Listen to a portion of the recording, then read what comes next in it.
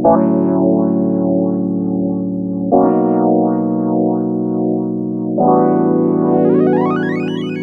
guys, it's Rose and welcome back to Cheap Lazy Vegan and another recipes video. Today's video is very kindly sponsored by iHerb, and today I'm going to be showing you some delicious, easy, comforting, healthy, satisfying, fall-friendly vegan recipes. Fall-friendly?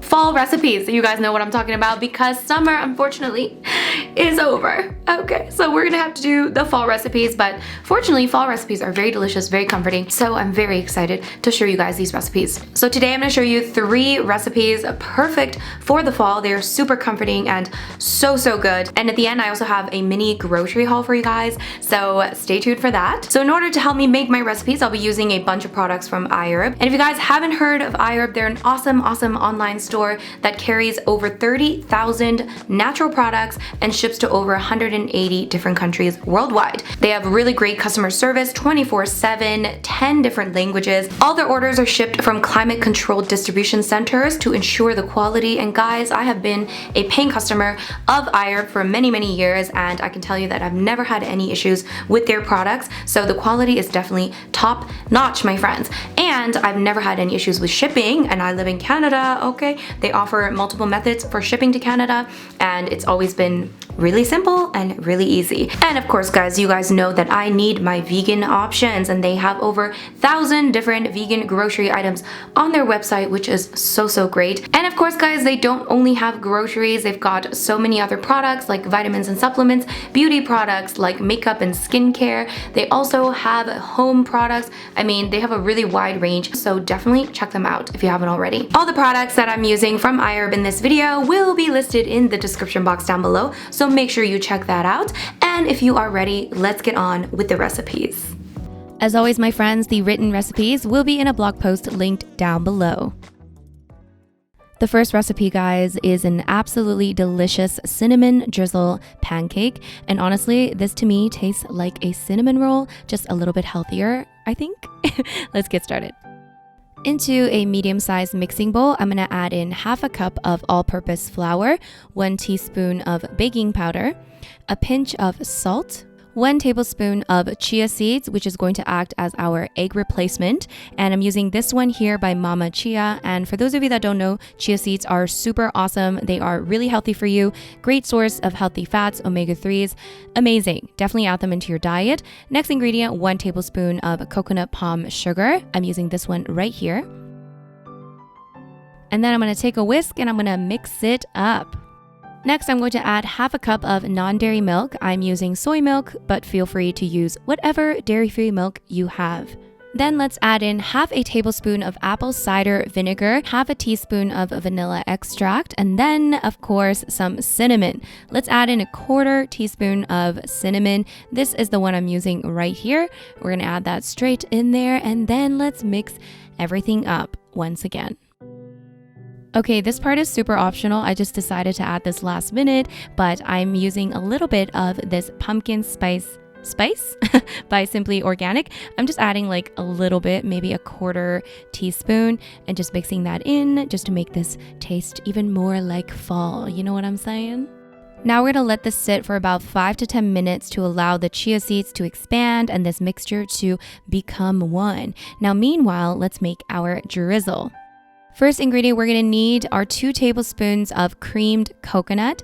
This is like a thick coconut paste that turns into a nice creamy consistency when you add a little bit of water, and it's super awesome and it's great to add into so many different things, so I highly recommend. And then we're gonna add in 2 teaspoons of cinnamon and 2 tablespoons of maple syrup.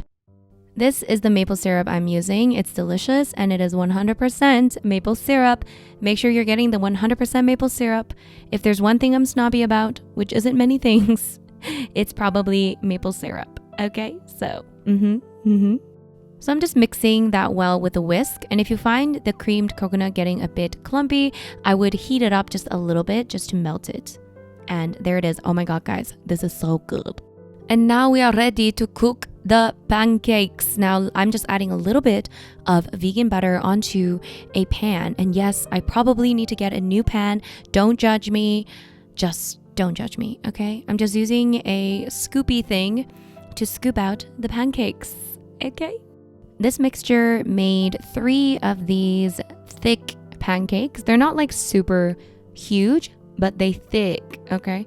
So, I don't know. This is like 1 serving, maybe 2.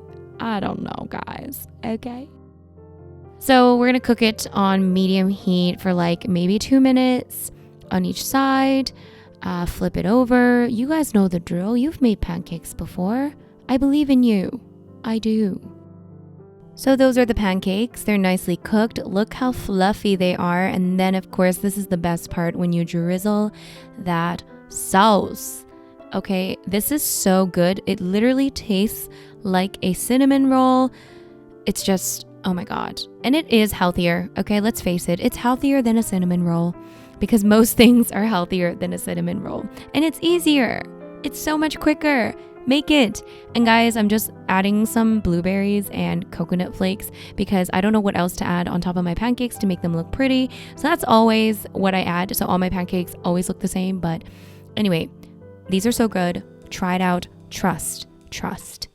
All right, guys, now that the winter is soon to come because fall in Canada pretty much doesn't exist. We're going to just go straight into winter. I just know it.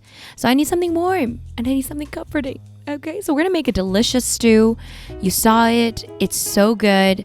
We're dicing some onion. That's what we're doing. I'm dicing up a small onion. You can use half a medium onion or 1 small onion. Next, we are going to peel and chop 2 medium-sized carrots. Yes, carrots. Guys, I don't know if you guys notice this about my videos, but as the video goes on, as the video matures, if you will, I become less mature and I just, I don't know, I just go crazy. Okay. Anyways. We are also going to be using 2 cups of chopped cauliflower. This is what's going to give it a nice creamy consistency. Let's take a wok or a large pot. We are going to add 1 teaspoon of oil and then let's add in our diced onion. We're also going to add in some minced garlic. I'm adding in about a tablespoon of minced garlic. So we're going to cook that up for a couple of minutes, allow the onions to become soft.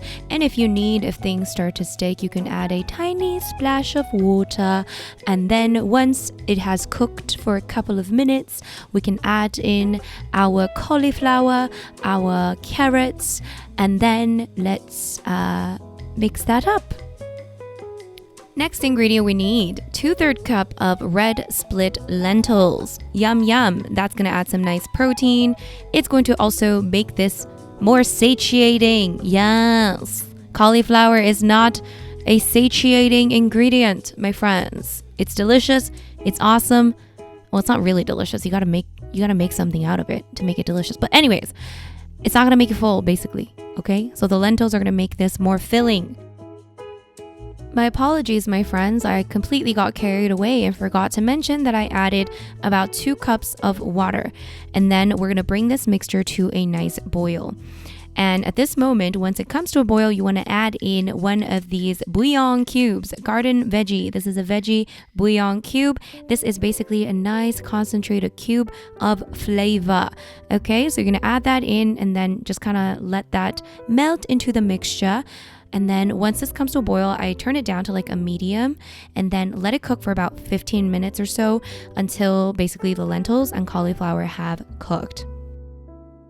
Now, while this is cooking, I check up on it, make sure it's not getting too thick and also dry. So I added in another half a cup of water. So total, I added in 2.5 cups of water. So yeah, just feel free to add in a little bit of water at a time if you feel that it's getting too, it's getting too thick. You know what I'm saying? So let that cook. And while that's cooking up, we can go back to my dirty old pan and add in about half a tablespoon of oil and then add in like maybe half a cup of little bits of cauliflower chopped in smaller pieces.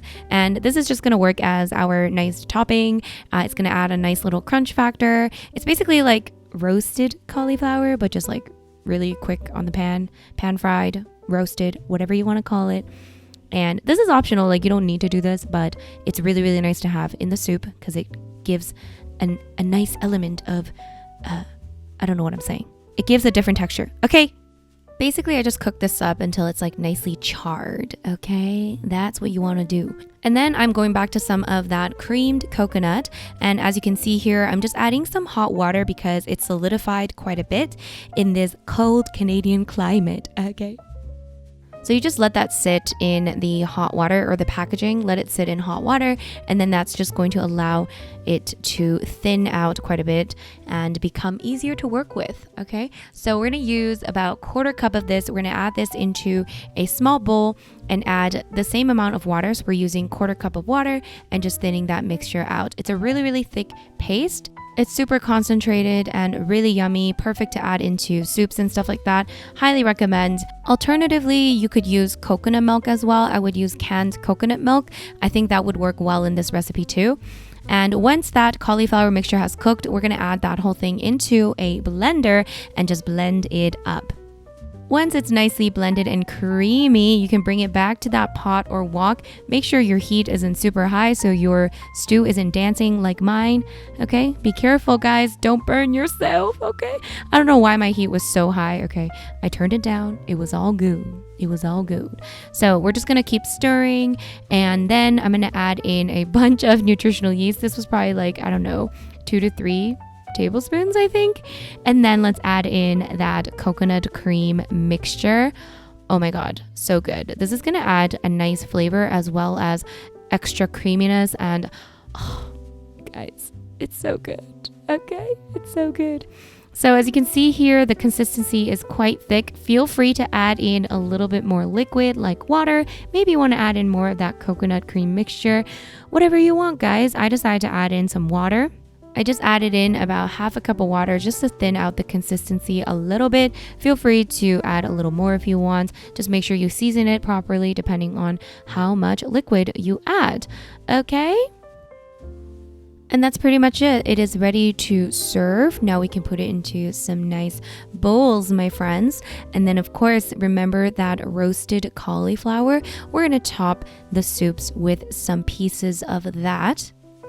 Like I mentioned, this part is optional, but I really, really recommend it because it just adds so much more and it looks so good. And then I'm also gonna top with some pistachios. I just found some sitting around in my pantry and I thought, hey, that could go well. Feel free to add in other nuts if you want, other seeds. I think pumpkin seeds might go well with this, okay? We're also gonna season with some salt and pepper, and that's it. Here it is. So good. Highly, highly recommend this. This is perfect for fall. It's so comforting. It is just, oh my God. There are no words. I mean, there are lots of words, but I mean, just look at that. Look at that. It's so good. And guys, last but definitely not least, you have to try this creamy butternut squash pasta. It is so good. Let's get started. We are going to be using 1/2 cup of one of my favorite ingredients to make a creamy pasta sauce, cashews, my friends. We're gonna add that into a small pot with some water and bringing this mixture to a boil. We're gonna boil that for about 20 minutes to soften up the cashews. Meanwhile, you can make the pasta. I'm using this one right here, the quinoa penne. This is a quinoa and rice pasta. It's gluten-free and it's actually really good, especially for a gluten-free pasta. And then while that's cooking up, we are going to take some butternut squash. I'm using this frozen diced butternut squash. I just heated that up for a few seconds just to thaw it out. And then I'm gonna add that into a blender. So I'm using 1 cup of the butternut squash. And once the cashews have softened, I'm going to add that into the blender as well. Next ingredient, we're adding 1 teaspoon of garlic powder, 1/2 teaspoon of salt, 1/4 teaspoon of pepper, 1 tablespoon of nutritional yeast, 1/2 cup of non-dairy milk, and then let's blend that well. Now you want to blend this until it becomes nice and smooth, and just have to be a little bit patient and just allow it to blend, guys. And once the pasta is cooked and the sauce is nice and creamy, you can just combine and mix well, and look at that, my friends. It is so good. I forgot how amazing butternut squash is and how well it goes in a nice creamy pasta sauce. It is so good, guys. I'm telling you. Now at this point, it's pretty much done, so you can feel free to season it some more. I'm going to add a little bit more pepper, maybe a tiny little bit more salt. Feel free to taste it, see how you like it. This is your dish. Feel free to season it more if you need to. I would personally add in maybe another protein source. I might add in some beans to make this a little bit more satiating, maybe some peas or something. I wanted to keep it simple for this video. There it is. I just topped with a little bit of parsley, a little bit of cashew parmesan, and that's it. So good, my friends. This is thebomb.com. I'm telling you. Try it out. Try it out. Trust me. Trust me.